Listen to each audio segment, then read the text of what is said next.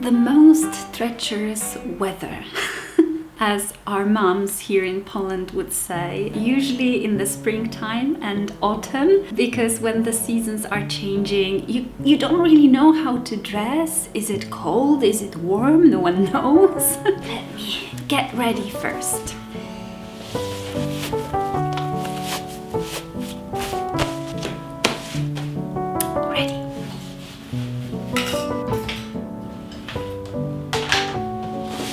The reason it's so messy on here right now is because that's the designing stage. That's how I like to do it. I like to lay out my gemstones so I can see them all at once if I don't have a specific idea which gemstone I will be using, and if I'm still deciding which one I want to use for the project. So I like to see them while I am drawing or while I am picking a specific design, and I like to try and combine them and see which drawing or which element would go well with which gemstone. And I like to set aside some of the gemstones if I have an idea what I will be making. Then I proceed to plan this jewelry, and the next step is just to start making. And I didn't have a lot of time recently to make a lot of jewelry, so I don't have lots, but I think I feel like I'm back on track again and I can start making. So I definitely have some more of Baltic amber pieces in the works. There's definitely this one, and there's this massive pendant that will be multi-gemstone again. And I have lots of designs to be sewing out. So I will be doing that today as well. Wow, there's a lot of things I need to do today. First, let's have some Earl Grey tea. I absolutely love it. It puts me in such a good mood and it just makes this whole process much more enjoyable. But then I am just picking the gemstones, looking at what I have, and then thinking about new ideas and what I'm going to plan next. Right now I'm drawing some new koi fish designs because I will be making new necklaces, and this is one of my favorite things to draw and make, to be honest. They are just very flowy, and obviously it's not a realistic fish, but I think that's what makes them special and unique. So this is definitely one of my favorite designs to make.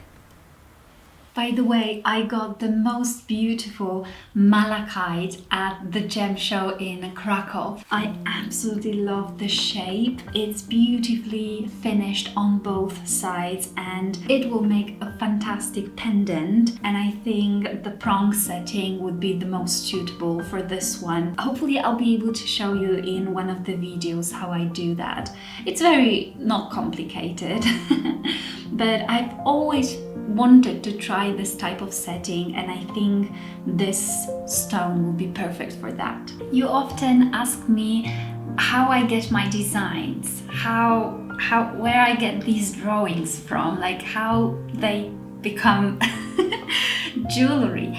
A lot of my designs I draw by myself, especially koi fish, but some of my designs come from internet, and that's when I don't want to draw something or I don't know how to draw it. So for example, these are from Canva.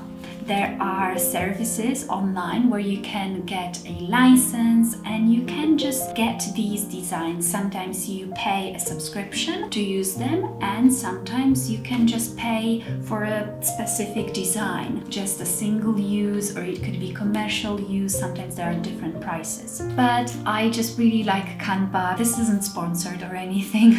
I'm just letting you know what I use. So these owl designs I got from there. Some flowers and ferns. I got some ginkgo leaves, some moth shapes. There are also designers on Etsy that sell their designs, so you can purchase. That's not expensive. I also, like I mentioned, draw some things and then I scan it, scale it and print it. And sometimes I make some designs digitally, like a fox and a wolf. So many different ways to get your designs.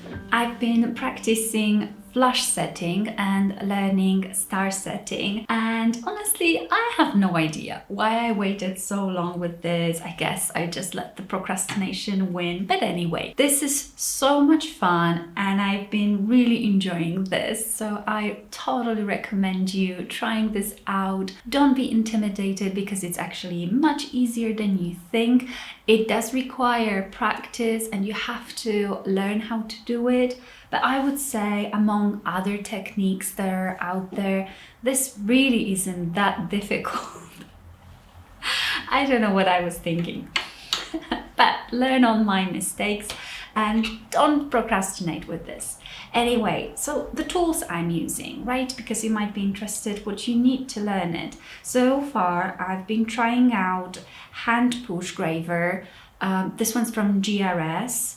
I also have been using for flash setting a burnisher, and to make star setting and to make these little pearls around the stone, I've been using beading tool from Otto Frey. This beading tool, Otto has kindly sent to me to test it out and show it to you and share my opinion.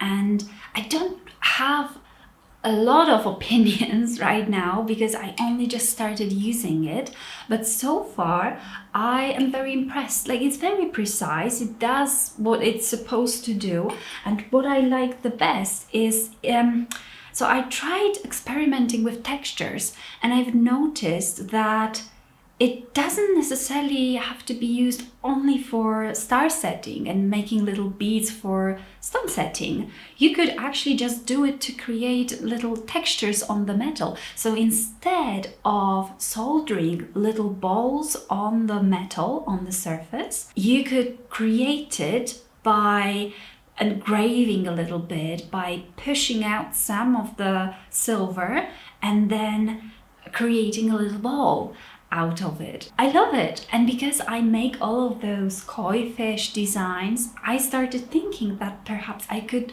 try using it on my koi fish. Like, it would be a lot of work because for now I've been just using just rotary tool and like these sharp attachments to engrave and make the texture on the fish. And right now I started thinking that maybe I could achieve more 3D effect with this. We'll see if that works. Yeah, it will be a lot of work, but I'm excited to try it out. But yeah, this is great. So if you are interested in learning how to do star setting and making little beads on the metal, that's the tool you will need. I will share more and show you exactly how I use it once I myself learn exactly how to do star setting, and I will make a video about it and I will show you. It will be a tutorial, so hopefully that will make things easier for you. Oh, and also I am using, can you see that in the camera? Oh, there it is. That fell out. So I am using this ball vise, but I also have this protoplast. This one's from Herons and Herons, and I haven't tried it yet for the same reason as before. I am procrastinating when something intimidates me. I decided to try it out today, so let's go. Protoplast has instruction inside, but it's in Dutch, which I do not speak. So I decided I'm gonna try Google Lens because I discovered that recently. Most of you probably already know what it is, but I didn't. Somehow. And I'm gonna just try to translate it with Google Lens. That works! Nice! Okay, let me show you. I took a photo and it translated the entire instruction. Protoplast can be safely shaped and processed by hand up to 60 Celsius. Does it have a smell? No, it doesn't. Okay. Let's try it out. I realized I don't have a clean container to create this protoplast, like container for water.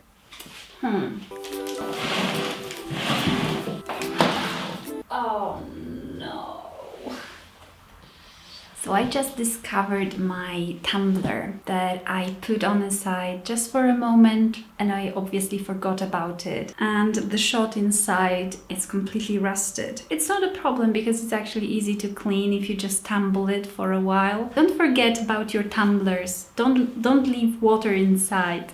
Because it's gonna get rusty. Anyway, I will use a cover from my tumbler for the protoplast. Let's try to make it. I'm waiting for the water to cool down, and I realized I still don't know how to use it. Do I just put it in the water, these granules? I'm just gonna Google it. Let's see. Oh, Brechje has a tutorial on it. She boils some water. So I'll just get it in there. Oh, so she just pours it in. And I'll drop it in the water. Okay. And this is how easy it is. There's nothing more to it than this. Now you can take it out and you can mold it in the shape you want so it can hold your stone. Okay. Thank you, Brechje. My water is still too hot, so I'm just gonna cool it off in this little metal pot. Ow! It's still very hot. I don't think this container is right. This? No. Damn it! I don't have anything. That mug should be okay. I'm just gonna transfer that into my mug.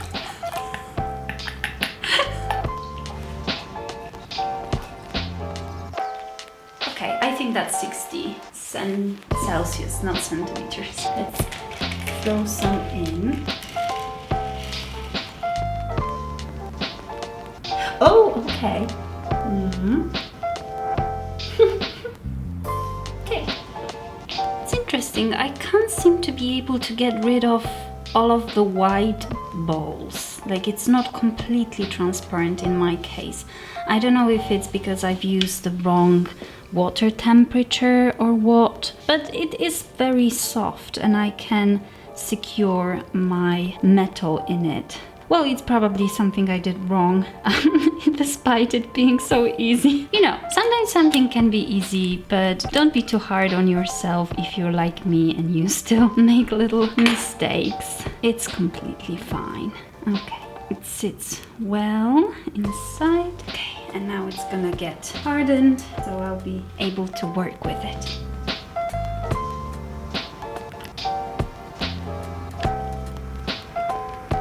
But I'm actually going to leave this for another day because I need to do some sewing now.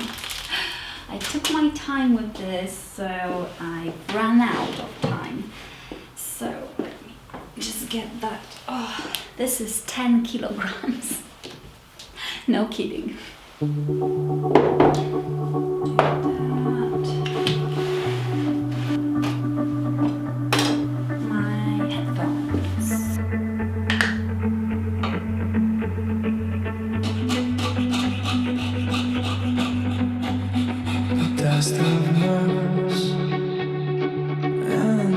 Taste of love's gray coast home.